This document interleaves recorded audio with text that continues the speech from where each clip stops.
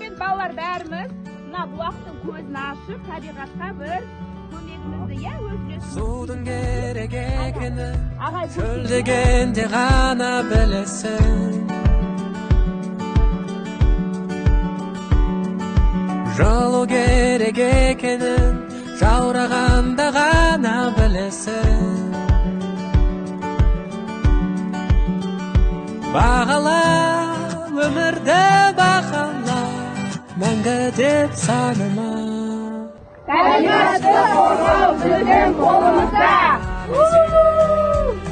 Қазірден ағашы бәрін түзе, көтерілбе бақытты болуға, өзіңе де келіп жетер кезек.